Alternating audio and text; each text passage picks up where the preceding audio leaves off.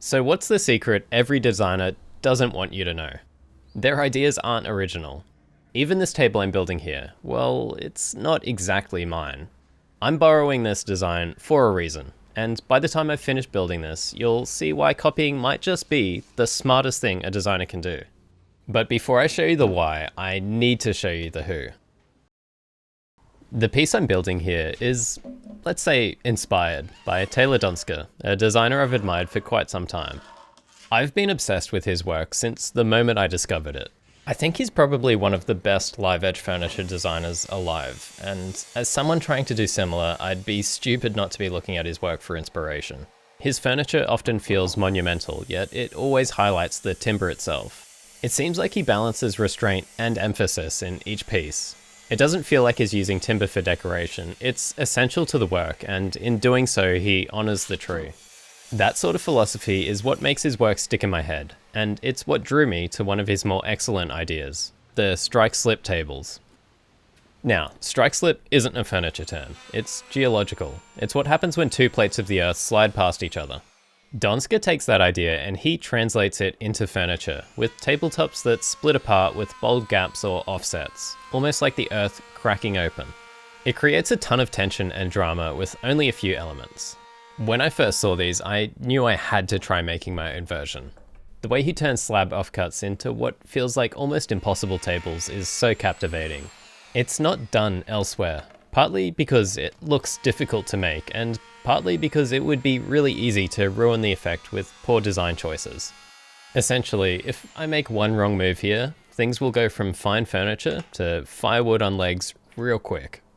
At its core, it really is quite a simple idea, but what strike-slips me about it is how genius it is. Offcuts from larger slabs repurposed and presented as a cohesive piece of furniture. It's practically the sausage of live edge furniture, a complete repackaging of all the leftovers. And that's partly why I want to try it myself. I'm a sucker for keeping scraps, and this feels like a way to treat them not as leftovers, but as a starting point. This large piece of red gum will form the core of the table, with all the other parts connecting back to it. Because I'm brand new to making a table like this, I want to keep things relatively simple. This isn't the moment to show off, I'm just trying to understand the techniques involved and how all the parts interact. That said, I also think this kind of table tends to look a lot better when it's made up of fewer elements. I believe it would be very easy to fall into the trap of adding more and more parts, overcomplicating the design and muddying its impact. Or at least, that's what I'm telling myself. As someone who loves using hand tools, hard Australian timbers can feel impossible to work. The grain fights you and most tools cut poorly. What I'm trying here might be the solution I'm after. This plane isn't cutting in the usual way. I've ground the blade to a flat 90-degree edge, so it scrapes rather than slicing. Sounds kind of dumb, right? But it's actually great at avoiding tear out. However, I found it only performed well for a few passes before dropping off. I struggled with it for a while, but in the end I went back to my trusty card scrapers, which do more or less the same job, and I'm much more comfortable with them. The plane could still be fantastic if I sort out whether the issue is a fast dulling edge or the body losing its adjustment under heavy work. Anyway, I think it's a promising tool, but it was clearly the wrong day and it just wasn't in the cards, literally. With this style of table, I've got a lot of freedom in how I choose to add new pieces. A bit more freedom than I'd like, if I'm honest. So I set a rule for myself. I wouldn't add anything unless it had a clear purpose in the overall design. With this cooler bar piece, the big knot hole had a crack running off it, which I realized I could line up with a similar looking gum vein in the red gum slab. It helps to create the illusion that the two pieces flow into each other, even though they come from completely different trees. I could very well have used the other side of the larger red gum slab for this table. It had fewer flaws and was technically more ideal, but finding small moments like these and letting the features of the wood steer the design is what I prefer to do in my builds. I've said it before, but I find using these flaws to be far more interesting. It's those little imperfections that usually end up defining the whole piece. In this case, it's two different trees with two different histories connected by their flaws. It's the kind of stuff you can't design on paper, you can only find it in the material. Listening to the wood is one part of how I work, but the other, maybe less obvious part, is learning from people who've already solved problems that I haven't yet.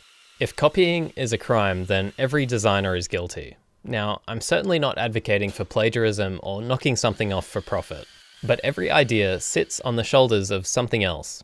Call it inspiration, call it influence, whatever you like. You can't avoid it. Even choosing not to copy something is technically copying the idea of not copying. I think originality is just that point where influences blur enough that no one can really see them anymore. If you look outside of design, it's the same story. Painters copy the masters, musicians learn by playing other people's songs. Designing furniture, woodworking, it's no different. But the key is in the intention. If you're copying to understand, you're on the right track. Copy the process and not the product. Learn the process deeply enough and sooner or later the work can become your own. That's exactly how I'm approaching this build. Less like a maker and more like a student. The goal isn't just to finish a table, it's to understand the ins and outs of a completely different way of working with slabs. Copying like this isn't casual for me. It comes from respect. I wouldn't study someone's work this closely unless I admired it deeply. But at the same time, I don't want the end result to feel like a knockoff. This table will eventually be for sale, and that adds another layer of responsibility. So here's the fine line I'm walking. I'm borrowing the part of the design I most want to understand, while pushing other elements in directions that feel like mine. That way I can learn without just reproducing and hopefully end up with something that still belongs to me. After all, copying is only where you should begin. I don't think it's ever where you should end.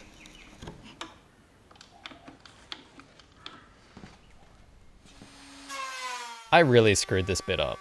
I thought I was being smart here, saving myself a bunch of time, but in my haste I put myself in a stupid position that took way longer to fix. I needed to remove all this material for the weird joinery on this table, and I very quickly realized doing it all with a router was going to take ages. So I tried to get smart, take a few cuts with the circular saw, knock out the rest with chisels. Easy.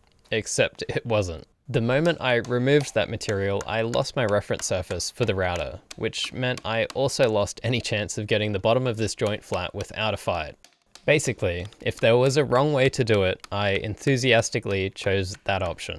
Right after knocking away all the wood I still needed, I went ahead and tried to use the router like I had planned, and I quickly realized my mistake. Over such a large gap, the router was very easily tipping, gouging into material I needed to keep. To salvage this joint, I needed a change in strategy. I would need to raise the router bit up higher, be very careful not to tip it, and clean up as much as possible and finally finish the bottom of this joint off by hand. What's funny is that in hindsight, all I really needed was to throw a temporary support board across the gap and I would have been sorted. I could have routed out the bottom of the joint on a solid platform that was perfectly flat, if I had thought of that. But I was so absorbed in thinking about how I had initially screwed up this process that it never occurred to me.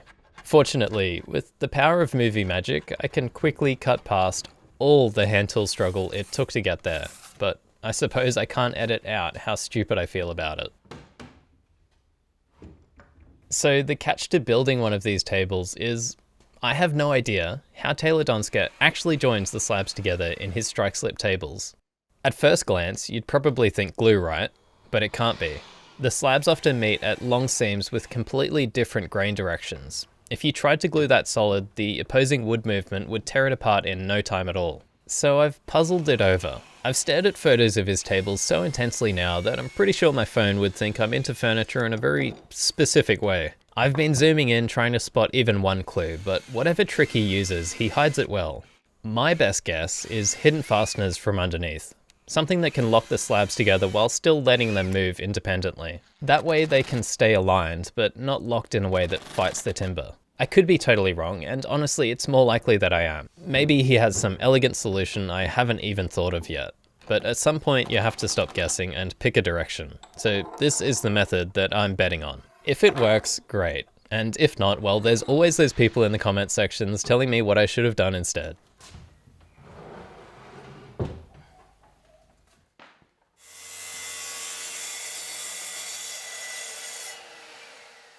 I'm going to let you in on a dirty little secret, and I think for some of you this will be a no shit moment. The furniture I've made so far is heavily inspired. I've been learning through imitation the same as I'm doing here, I just haven't said it outright.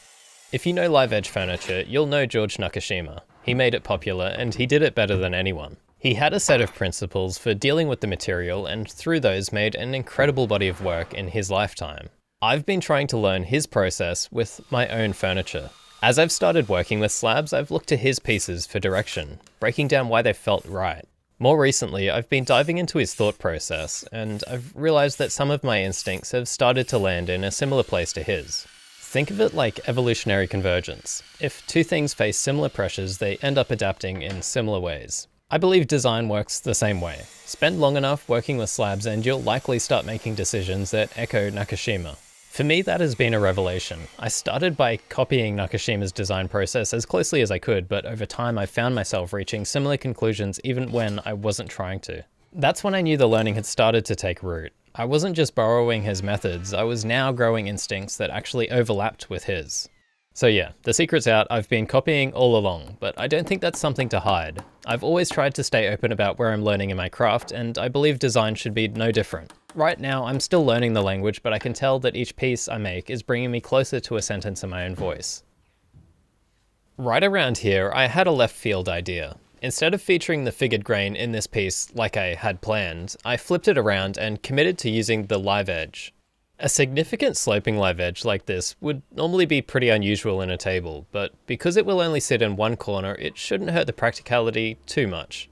With the layered design that I'm going for, I thought it would help extend that aspect and make the whole table feel like it flows downwards. However, as it turned out, using the live edge would make my life a bit more difficult. After getting it roughly cut to size, I realized I had to reduce the thickness of this part to match the slab I would join it to. When timber comes to a point like in this piece, it's really likely for the thin area to move quite a bit as it dries out. This bit was no exception, but I was able to address most of the cupping while I was getting it to size. I really didn't have a solid reference surface to work off on this piece, so I opted to get the joinery fit, and then I could shape all the other surfaces to align with the main slab.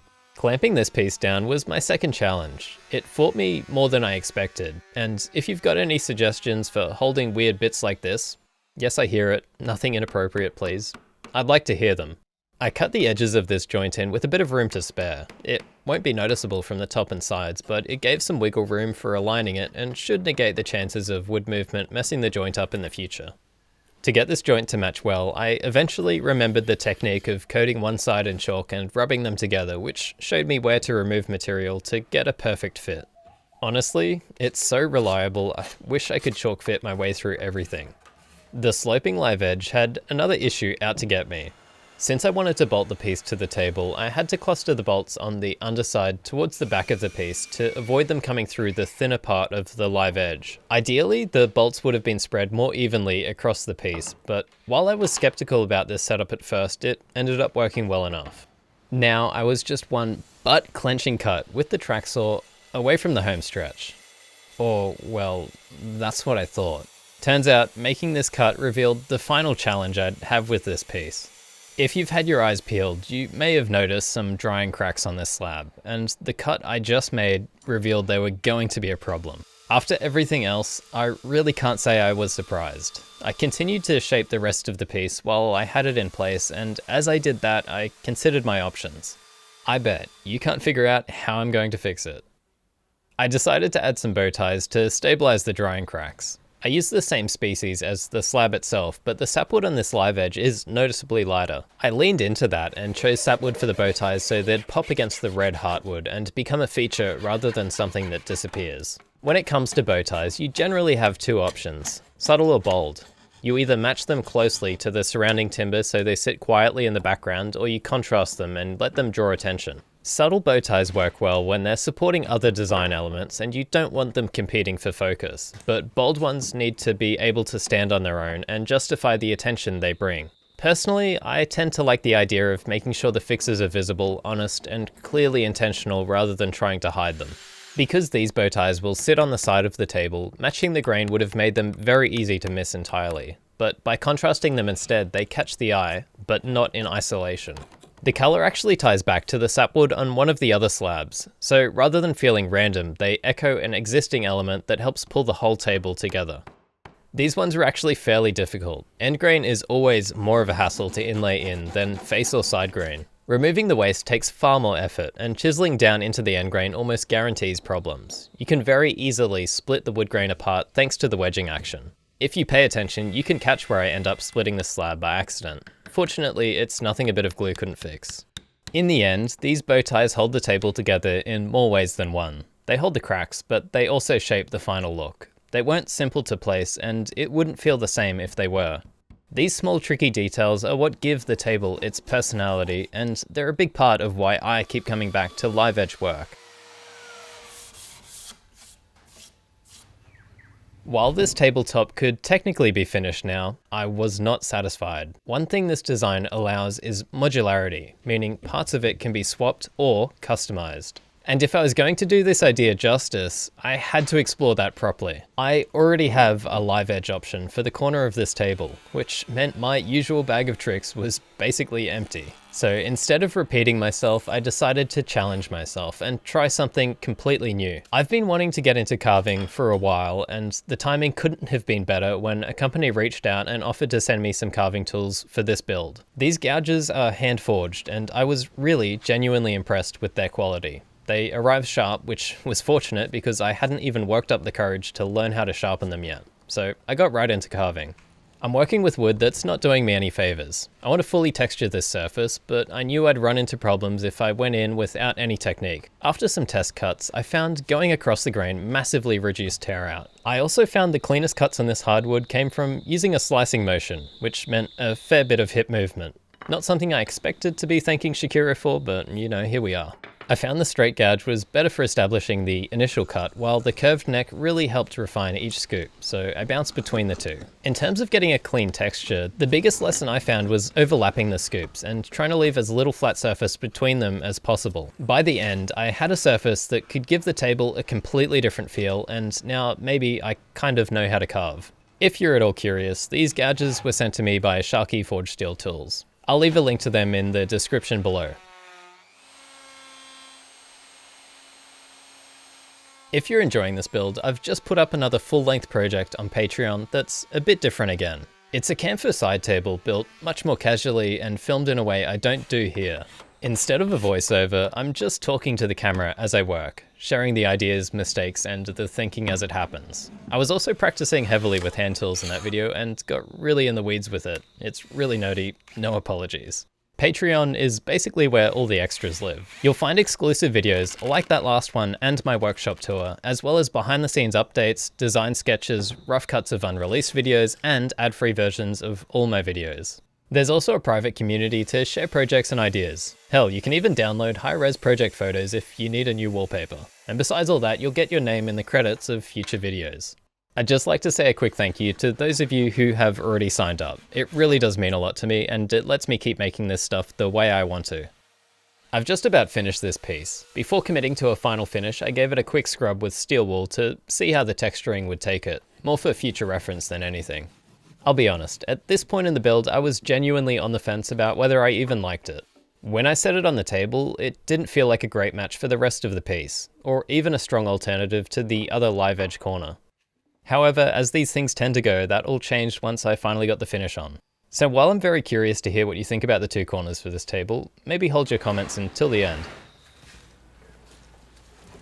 This stump ended up maybe being the worst piece of timber I could have chosen for the base of this table. Not because there was anything wrong with the wood itself, but because there was apparently something wrong with me.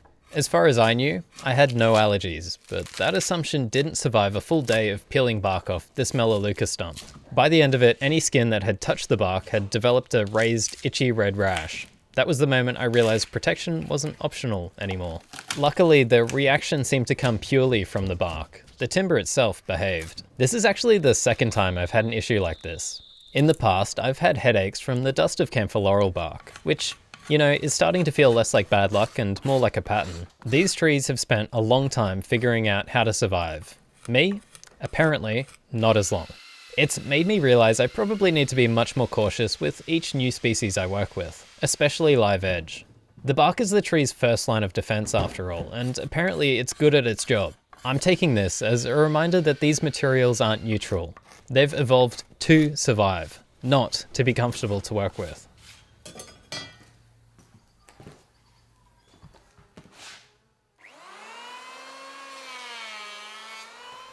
There's a sensible way to flatten this log, and there is no way I am going to do it. I need both ends flat and parallel for the table base. The obvious way to do this is with a router sled. And honestly, router sleds make heaps of sense on paper, but in practice, they belong in someone else's videos. For anyone who doesn't know, a router sled is basically a router that rides on rails above the work, shaving everything down until the surface is flat. It works, it's accurate, and in my most monetizable language, I flipping hate it. It's messy, slow, loud, and about as engaging as sanding dust off the floor. To me, it turns woodworking into CNC machining with absolutely none of the benefits. I'd much rather do it this way, even if it's not technically perfect. I flattened the ends with a powered plane. It's faster, and with a bit of technique I can get to almost the same result while actually enjoying the process instead of just supervising a jig. I'll take that compromise any day.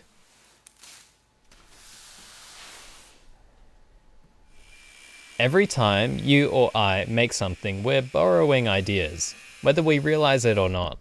What's more interesting to me is what you do with that fact once you accept it. Even someone like Donsker didn't wake up one day and decide, this is how slabs should be used. He was looking at work that came before him, learning from it, responding to it, and pushing it in his own direction. And before that, people like Nakashima were doing the same thing, reacting to what they saw, what they believed, and what they thought the material was asking for. So when I'm building a table like this, I'm not copying one person, nor am I channeling a single style.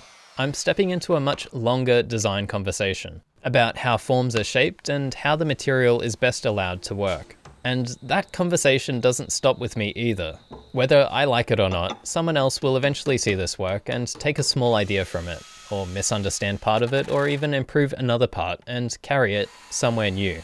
But that's exactly the point. Design isn't a straight line. You don't finish the conversation, you just try not to say anything too stupid before it moves on. Lately, I've been making a real effort to stop chasing perfection in my builds, and weirdly, that might actually be making my work better. For the longest time, I've treated every project in these videos like it had to be a masterpiece, something flawless that proved I knew what I was doing.